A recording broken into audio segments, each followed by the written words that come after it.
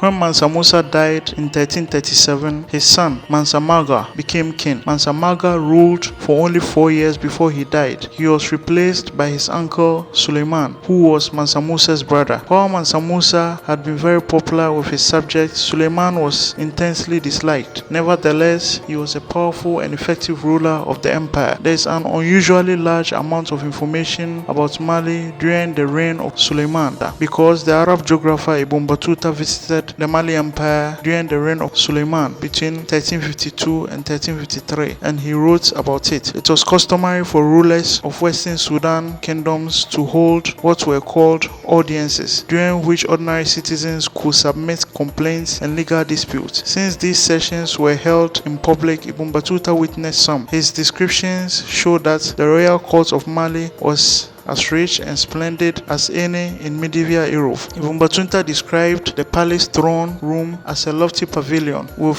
curtained gilded arches on one side. When the Mansa was sitting in the pavilion, the curtains were raised and the signal flag on a silk cord was hung out a window as trumpets were blown and drums were beaten. On other days, the Mansa held audiences under a giant tree where the throne was a raised platform with 3 steps leading up to it. Above the silk cushioned throne was a large silk sunshade topped by a golden falcon, similar to the one at Mansa Musa's court.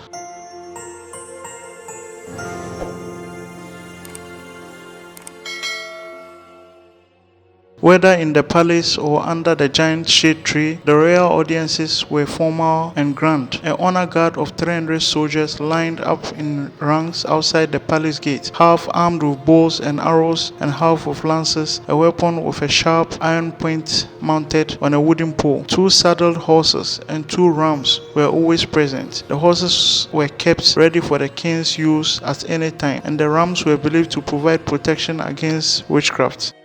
When Ibn Battuta saw the Mansa exit the palace gate to approach the outside throne, he was wearing a golden headdress and a red robe and carrying a bow and arrows. Singers and musicians with gold and silver stringed instruments walked in front of him. Once the Mansa was seated, his deputies, councillors, and lesser kings were summoned. Each of the lesser kings had his own honor guards with lances, bows, and arrows. Marching ahead of them were drummers and trumpeters with elephant-tusked horns.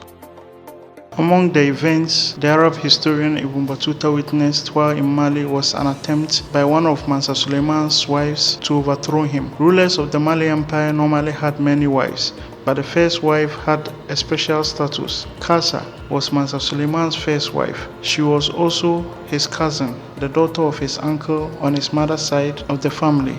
Ibn Battuta said that she had the status of a queen and was Mansa Suleiman's partner in rule, according to the local custom. According to Ibn Battuta, one day Mansa Suleiman had Kasa put in prison and replaced her with a wife named Banjo, who was not from the royal family. Everyone at the court was upset because Kasa was a popular aristocrat and nobody knew why she had been imprisoned. Before long, Kasa was released and was allowed to go out riding on her horse every morning with her slaves to accompany her. But because she had been pardoned for a crime, she had to stand near the Mansa's throne with her face covered by a veil. The events involving Kasa caused so much gossip among the people around the court that finally one day the Mansa gathered them all together and had his chief Jalai, Duga, announce to them that Kasa had committed a serious crime. Then one of Kasa's slave girls was brought in. She was tied up and was ordered to tell her story.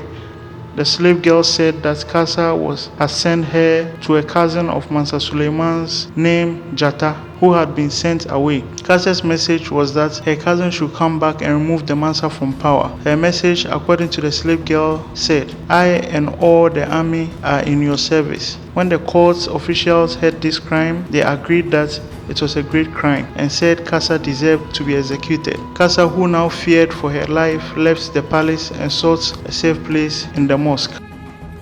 Mansa Suleiman died in 1360 after ruling for 24 years. His son, Kamba, took over the throne. But that same year, civil war broke out. Suleiman's sons and the sons of his brother Mansa Suleiman were fighting over who would be king. Kamba died after only 9 months in power. He was followed by Jata II. He was the grandson of Mansa Musa and the son of Mansa Maghan, who had died after only 4 years in power. Mansa Maghan had ruled the country for his father, Mansa Musa, while he was on his pilgrimage, Hajj. Then when Mansa Musa died, Maghan took over the power, but Mansa Musa's brother Suleiman was the next eldest and had expected to step into power when Mansa Musa died. Since Mansa Musa's son Maghan died only after 4 years in power, it has been suggested that Suleiman killed him. Once in power, Jata II proved to be a vicious tyrant, a ruler who uses his power in a cruel and unreasonable way. He caused much suffering among his subjects. Ibn Khaldun talked to a man who lived in Mali at the time and was told that Jata II ruined their empire, squandered their treasure, and all but demolished the edifice of their rule. One of the king's most notorious deeds was to sell huge